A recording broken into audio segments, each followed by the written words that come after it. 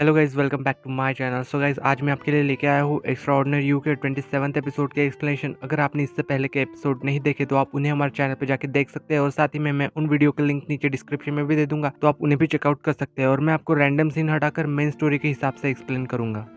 तो अब तक की स्टोरी ये थी कि क्योंग को पता चल चुका था कि हरू स्टेट चेंज करने वाला है, इसलिए वो लाइब्रेरी में जाके उसे सीक्रेट बुक को ढूंढ रहा था। पर उसे वहाँ पे वो बुक नहीं मिलती, पर उसे एक ब्लैक होल दिखाई देता है जिसके अंदर वो फ्लावर बुक के कुछ सीन देखता है। फिर एपिसोड 27 के स्टार्टिंग में हमें हरू और दुआ को दिखाया जाता है, जहाँ पे हरू ये डिसीजन लेता है कि वो दानों की सर्जरी वाले सीन को चेंज करेगा। और फिर दुआ उसे हॉस्पिटल ले जाता है और यहाँ पे वो दूसरे डॉक्टर को डिस्ट्रैक्ट करके हरू को डॉक्टर ली के कमरे में भेज देता है। और यहाँ पे वो डॉक्टर ली के ऑफिस में आके दानों के चार्ट को ढूंढने की कोशिश करता है। पर जितनी बार भी वो दानों के चार्ट पे सर्जरी की डेट चेंज करने की कोशिश कर रहा था, पर कहीं और स्टेज शुरू होने की वजह से वो डेट फिर से उसी चार्ट पे वापस आ जाती। हरू यहाँ पे बार बार यही कर रहा था, पर इसका कोई भी फायदा नहीं हो रहा था। तभी वहाँ पे उसे एक दूसरे पेशेंट का चार्ट मिलता है और यहाँ पे हरू उसका चार्ट दानों के चार्ट के साथ चेंज कर देता है। यहाँ पे क्योंगसू जुड़ा की ग्रैंडमा थी और ये चार्ट चेंज करने की वजह से उसके चार्ट में आ जाता है कि दानों को अब सर्जरी की जरूरत नहीं है। फिर नेक्स्ट सीन में हमें दिखाया जाता है कि दानों के फादर उसके साथ डॉक्टर ली से मिलते हैं और उसके सर्जरी के बारे में डिस्कस करते हैं। जब डॉक्टर ली सबके साथ उनके ऑफिस में जाते हैं और जब वो दानों का चार्ट देखते हैं, तब वो हैप्पीली कहते हैं कि अब दानों को सर्जरी की जरूरत नहीं है, उसकी हार्ट कंडीशन काफी इंप्रूव हो रही है। फिर नेक्स्ट सीन में हमें यहाँ पे क्योंग को दिखाया जाता है जो कि आके दानों से मिलता है। पर यहाँ पे वो अचानक से दानों को हक कर लेता है। और यहाँ पे स्टेज शुरू था, इसलिए दानों उससे कहते हैं कि मैं अब ठीक हूँ और मुझे अब सर्जरी की जरूरत नहीं है। और यहाँ पे स्टेज कंटिन्यू होने की वजह से नेक्स्ट सीन में हमें दिखाया जाता है कि क्यों उसे घर छोड़ने भी जा रहा था। और यहाँ पे क्यों उससे कह रहा था कि तुम्हें जो अच्छा लगे तुम वही करो और इसमें मैं तुम्हारा साथ दूंगा। और तभी यहाँ पे स्टेज एंड हो जाता है और यहाँ पे फिर से क्यों उससे कहता है कि तुम्हें सर्जरी करवा लेनी चाहिए और तुम हरू पे ब्लाइंडली ट्रस्ट करना बंद करो और स्टेज भी चेंज करना बंद कर दो। पर यहाँ पे दानों कहती है कि हरू को लाइक करना मेरी चॉइस है। और यहाँ पे क्योंग से कहता है कि हरू तुम्हें मार देगा और अपनी बात साबित करने के लिए वो फ्लावर बुक के कुछ जले हुए पेजेस उसे देता है। जब घर आके वो उन बर्न पेजेस को पढ़ती है, तब उसे पता चलता है कि फ्लावर बुक की स्टोरी यहाँ पे भी रिपीट हो रही है। फिर नेक्स्ट सीन में हमें हरू को दिखाया जाता है जो कि लाइब्रेरी में बैठ के वो सीक्रेट बुक पढ़ रहा था और वो दानों की सर्जरी वाला सीन चेंज हुआ है, ये देख के वो काफी रिलैक्स होता है। और यहाँ पे तभी हमें जिनमिचे को भी दिखाया जाता है जो कि ये बुक रीड कर रहा था। पर यहाँ पे जिनमिचे कहता है कि हरू ने फिर से एक बार स्टेज चेंज कर दिया जैसे कि मैंने कभी किया था। फिर तभी हमें फ्लैशबैक दिखाए जाते हैं फ्लावर बुक के, जहाँ पे हमें दिखाया जाता है कि वो फ्लावर बुक की स्टोरी चेंज करने के लिए अपना क्राउन छोड़ के उस लड़की के साथ भाग गया था। पर कुछ गार्ड उन दोनों को फॉरेस्ट में पकड़ लेते हैं और वो लोग सोयांग को मार देते हैं। पर जैसे ही स्टेज शुरू होता है, यहाँ पे वो खुद को पैलेस में देखता है और यहाँ पे क्योंग भी था और वो यहाँ पे सोयांग को भी जिंदा देखता है। पर यहाँ पे उसकी सारी मेमोरीज इरेज हो चुकी है और उसे ये भी याद नहीं कि वो उसका लवर है। यहाँ पे क्योंग उसके पास आके कहता है कि उसे पता है कि तुम उसे पसंद करते हो और वो उससे कहता है कि तुम अपने क्राउन को छोड़ के नहीं भाग सकते। इसका मतलब ये है कि क्योंग भी फ्लावर बुक में सेल्फ अवेयर हो चुका था। कुछ समय बाद एक गार्ड फिर से सोयांग को मार देता है इस सीन में क्योंग के ऑर्डर पर। और यहाँ पे क्योंग मीचे से कहता है कि अगली बार तुम होगे। फिर नेक्स्ट सीन में हमें दिखाया जाता है कि मीचे हरू से मिलता है जो कि यहाँ पे फ्लावर बुक रेड कर रहा था। अब यहाँ पे मीचे उसे वार्न करता है कि ये सब चीजें तुम्हारे साथ भी हो सकती है और वो उसे फ्लावर बुक के बारे में बताता है और वो उसे ये भी बताता है कि ये बुक हमारा फ्यूचर प्रेडिक्ट कर रही है। और यहाँ पे मीचे उसे एक बात बताता है, अगर कोई शैडो पीरियड में मरता है तो वो स्टेज पे जिंदा तो हो जाता है पर उसकी पुरानी सारी मेमोरीज इरेज हो जाती है, पर अगर कोई स्टेज पीरियड में मरता है तो वो असल में सच में मर जाता है और उसे हम हमेशा के लिए खो देंगे। पर यहाँ पे वो होप करता है कि हरू ये स्टोरी चेंज कर देगा। फिर नेक्स्ट सीन में हमें प्रेजेंट सीन में दिखाया जाता है जहाँ पे क्योंग हरू से आके लाइब्रेरी में मिलता है और वो उससे कहता है कि तुमने फ्लावर बुक में दानों को मार दिया था। पर यहाँ पे हरू कहता है कि तुमने दानों को मारने की कोशिश की थी। पर यहाँ पे क्योंग कहता है कि शायद तुमने फ्लावर बुक की एंडिंग रीड नहीं की, इसलिए तुम्हें नहीं पता कि दानों को किसने मारा है। फिर नेक्स्ट सीन में हमें दानों को दिखाया जाता है जो कि स्कूल में आके दुआ से मिलती है। तो यहाँ पे उसे आके पता चलता है कि यहाँ पे सर्जरी वाली सीन हरू ने चेंज की थी। फिर नेक्स्ट सीन में दानों यहाँ पे हरू से आके लाइब्रेरी में मिलती है और उसे थैंक्स कहती है उसका सीन चेंज करने के लिए। पर यहाँ पे हरू टेंशन में था क्योंकि उसे लग रहा था कि स्टोरी वैसे ही चलेगी जैसा कि राइटर चाहता है। पर यहाँ पे दानों कहती है कि हम आखिर तक अपनी स्टोरी चेंज करते रहेंगे। फिर नेक्स्ट सीन में वो क्योंग से आके मिलती है और उसे वही जले हुए पेजेस वापस कर देती है और वो उससे कहती है अगर मैं पिछली स्टोरी के बारे में सोचती रही तो शायद यहाँ पे राइटर जीत जाएगा और मैं ऐसा नहीं चाहती। और वो उससे कहती है कि तुम फ्लावर बुक की स्टोरी के बारे में और ये बात मुझे पता है, इस बारे में तुम हरू को नहीं बताओगे। ये दोनों इस बारे में बात ही कर रहे थे कि तभी नेक्स्ट डे सीन शुरू हो जाता है और वो लोग पार्क में पहुंच जाते हैं। यहाँ पे क्योंग और हरू बैठा था। जब दानू उनके पास आती है तो यहाँ पे हरू उठ के चला जाता है उन दोनों को प्राइवेसी देने के लिए। और यहाँ पे क्योंग उसे अपनी मॉम की रिंग निकाल के दे देता है और उसे प्रपोज करता है। और यहाँ पे दानू स्टेज सीन होने की वजह से उसे एक्सेप्ट भी कर लेती है। और यहाँ पे वो मन ही मन में सोच रही थी कि राइटर कितना बुरा है क्योंकि उसकी वजह से हारू को ये सब देखना पड़ रहा है। तो जैसे ही यहाँ पे स्टेज सीन खत्म होता है तो दाने उसके पास जाके उसे उसकी मॉम की रिंग वापस कर देती है, क्योंकि उसे पता है कि वो उसके लिए कितनी इंपॉर्टेंट है। फिर नेक्स्ट सीन में हमें जूडा को क्लास में दिखाया जाता है, जहाँ पे सैमी ये सोच रही थी कि नामजो उसे प्रपोज करने वाला है। इस बात पे जूडा हंस पड़ती है और वो यहाँ पे कहती है कि नामजो और वो अब ऑफिशियली डेट कर रहे हैं। और यहाँ पे वो सैमी से कहती है कि वो उसके लिए उसे बुरा लग रहा है, क्योंकि तुम उसे सिर्फ बुली करना जानती हो। और यहाँ पे वो कहती है कि वो खुश है कि वो मेन कैरेक्टर है और तुम विलन। फिर तभी यहाँ पे स्टेज पे शुरू हो जाता है और यहाँ पे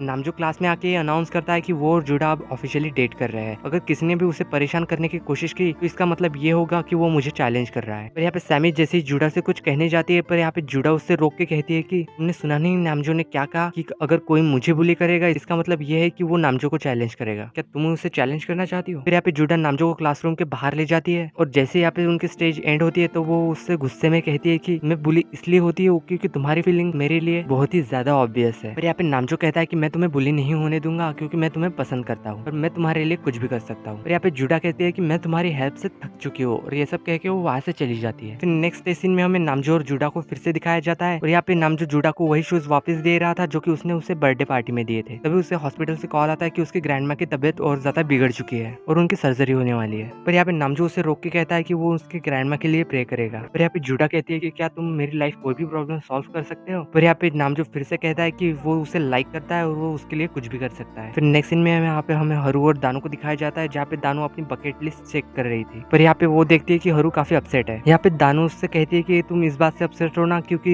यहाँ पे भी सेम कैरेक्टर यूज हो रहे हैं और इस वजह से मैं मर जाऊंगी, पर डोंट वरी यहाँ पे ऐसा कुछ भी नहीं होगा। फिर यहाँ पे दानू अपनी बकेट लिस्ट हरू को दिखाती है। यहाँ पे हरू कहता है कि ये सब हमें पूरे करने के लिए क्लास को स्किप करना होगा, तो वो दोनों ही बकेट लिस्ट पूरे करने के लिए निकल पड़ते हैं। पर यहाँ पे पहले तो दानू डिसअपॉइंट होती है क्योंकि यहाँ पे हरू ने दानू के दोस्तों को भी बुलाया था। पर यहाँ पे चारों ही पिकनिक को काफी ज्यादा एंजॉय करते हैं और काफी सारे गेम्स भी खेलते हैं और फिर सभी लोग बाइक राइड पे जाते हैं। पर यहाँ पे हरू ठीक से साइकिल नहीं चला पा रहा था, इसलिए वो दानू से कहता है कि तुम ठीक से पकड़ लेना। फिर वो प्रूव करता है कि वो अच्छे से बाइक चला सकता है। फिर जब वो ब्रेक के लिए रुकते हैं तभी अचानक से दानू के चेस्ट में पेन शुरू हो जाता है और यहाँ पे हरू को उसकी काफी ज्यादा चिंता होने लगती है और इसी के साथ एपिसोड 27 की एंडिंग होती है। तो ये तक था एक्स्ट्राऑर्डिनरी यू का 27th एपिसोड की एक्सप्लेनेशन, 28th एपिसोड और ऐसी ड्रामास के एक्सप्लेनेशन के लिए आप हमारे चैनल इंकहार्ट को सब्सक्राइब कर सकते हैं। अगर वीडियो अच्छी लगी हो तो लाइक द वीडियो। तो चलिए मिलते हैं ऐसे किसी न्यू और इंटरेस्टिंग स्टोरीज के साथ, तब तक के लिए peace out and thanks for watching.